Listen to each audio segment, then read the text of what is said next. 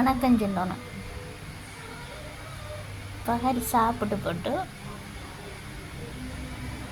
அசந்து நித்திரை கொள்ளும்போது இந்த ஃபோனில் விளையாடிட்டு இருக்கும். அதாவது வணக்கம் சொல்கிறேன். நான் இப்போ ரூமில் இருக்கிறேன், நித்திரை கொள்கிறேன். இந்த ஃபோனில் நோண்டிட்டு இருக்கணும். நான் இந்த பேரில் நான் எதுவும் செயல்பட்டு கொண்டு போகும்போது உங்களுக்கு எல்லாம் என்னடான்ற மாதிரி இருக்குமே. என்னடா போட்டு எங்களை குழப்புறாண்டான்னு நினைப்பீங்க. நான் உங்களை ஒரு தரையும் குழப்பல.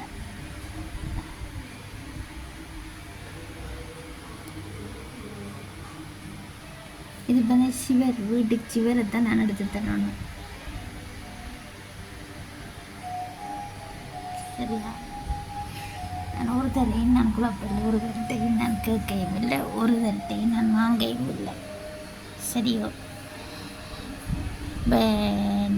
அதாவது இந்த நினைவுகளில் வரும்போது பாடல் வருது, தம்பி தங்கச்சி மேலே ஆடுறாங்க, இப்போ ஜி தமிழ் வருது, நம்மளோட பழைய நினைவுகள் பழைய பாடல்கள் வருது. அன்றைக்குள்ள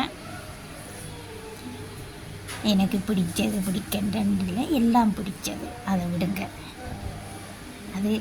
அது பொதுவான முறையில் எங்களுடைய இலங்கைக்கும் எங்களுடைய இந்தியாவுக்கும் பொதுமக்களுக்கும் ஓகே.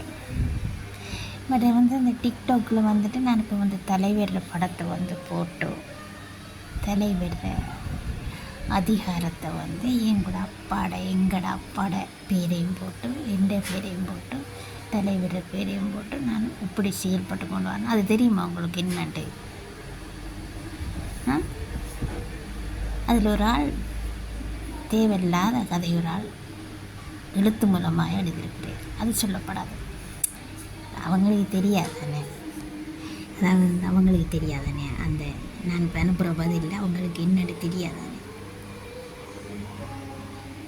தெரிய வைக்கிட்டா நான் என்னண்டு எனக்கு தைரியம் இருக்குது. என் அப்பா தந்த தைரியம், என்ன பெத்தப்பா தந்த தைரியம், என்னை தூக்கி எடுத்து தோல் சுமந்த காத்த என்ற உறவண்ணன், இந்த இரத்த உறவண்ணன் 2 பேர். நான் 2 பேரையும் இழந்துட்டு இருக்கிறேன். அதை நான் உங்களுக்கு சொன்னேன்னா, இந்திய இராணுவம் வந்திருக்கக்குள்ள சரியான மோதலில் என் அண்ணனுக்கு தலையில் செல்பட்டது. இலங்கையால் அடித்தவனால்.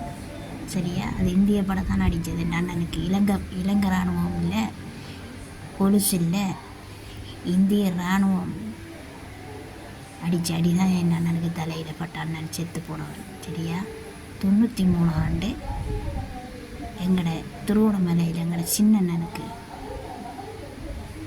அதுவும் பிரச்சனை இல்லை, எங்களோட அண்ணன் செத்துட்டான். என் 2 சகோதரங்களை நான் இழந்துட்டுருக்கேன். நான் இன்றைக்கு எனக்கு அண்ணன் இல்லாமல் நான் தவிச்சிருக்கிறேன்னா, நான் இந்த சாவுள்ள வரைக்கும் நான் இந்த செயல்பாடை செஞ்சு கொண்டே வருவேன். சொல்லால ஒரு சொல் மறந்துடாதன்டான் பெரியண்ணன் என்று. பெரியண்ணன் சொன்னால் எங்களோட வீட்டில் 5ஆவது மகன் எங்களோட அப்பாவுக்கு. நான் சொல்லி தந்ததை நீ மறக்கப்படாண்டான். அந்த மறக்காத ஞாபகத்துக்கு தான் நான் நினைவு ஊட்டி கொண்டு இருக்கிறேன். விரும்பினாக்கள் கேளுங்க, விரும்பினாக்கள் பாருங்கோ, விரும்பினாக்கள் ரசியுங்கோ. எனக்கு விருப்பம். எனக்கு வீரப்படம் பார்க்குறதுக்கு, எனக்கு மாவீரர் படம் பார்க்குறதுக்கு ஆசை, என் அண்ணன் ஞாபகத்துக்கு பார்க்க ஆசை. நான் எல்லாம் செயல்பட்டு கொண்டு வரேன். உங்களுக்கு விரும்பினா நீங்கள் செய்யுங்கோ. நான் என்ன கும்புற சாமியார் எனக்கு இந்த நெஞ்சில் தைரியம் இருக்கிறதுக்கான நான் செயல்பட்டு கொண்டு வரேன். நான் அங்கே யாருக்கும் பயப்பட வேண்டிய அவசியம் இல்லை. இந்த பயம் இல்லாததுக்கு காரணம் என்னை பெற்ற அப்பாவும் என் உறவு அண்ணனும் எனக்கு தந்த உரிமையோடு நான் அந்த வேலை செயல்பட்டு கொண்டு வரேன். நான் பயப்பட வேண்டிய அவசியம். இப்போ நான் காலையில் இங்கேருந்து செய்யணுன்னா ஒரு வாசலை போட்டுவேன். இப்போ சமையல் காலமே சாப்பாடு நம்மளாக செஞ்சாலும் திரும்ப வெளியில் சமைப்பேன். அந்த சமைக்கிற டைமுக்கு போடுவேன். திரும்ப மாதிரி அதை நிப்பாட்டுவேன். திரும்ப மாதிரி நித்திரை கொள்ளும் போது, அதில் விழுந்து தலைவாணியில் நித்திரை கொள்ளும் போது அந்த வேலை பார்ப்பேன். இப்படி தான் இந்த காலம் போகுது.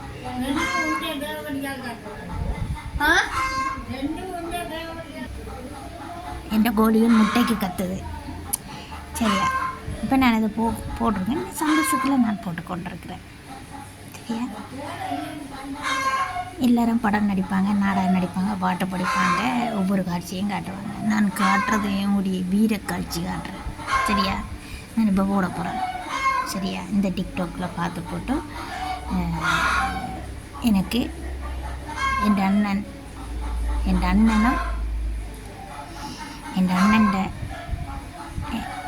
அண்ணனும் அண்ணன் ஃப்ரெண்டும் அண்ணனோட 2 ஃப்ரெண்ட் பொம்பளை பிள்ளைகள் அவங்க 4 பேரும் அந்த ஐயாவோட இருந்துட்டு கவிதை படித்து கொண்டிருக்காங்க, கவிதை சொல்லி கொண்டிருக்காங்க. அந்த காட்சியை வந்து ஜி தமிழுக்கு அனுப்பி வைங்க. அதை பார்க்கட்டுங்க எல்லோரும். என் அண்ணனை பார்க்கணும், என் அண்ணன் ஃப்ரெண்ட் மாதிரி பார்க்கணும். சரியா? காவியக்கடல். சரியா? எனக்கு இவ்வளோ வேதனையாக இருக்குது. நான் சந்தோஷமாக இருக்கேன். நான் வாரேன், கொஞ்சம் பாருங்க.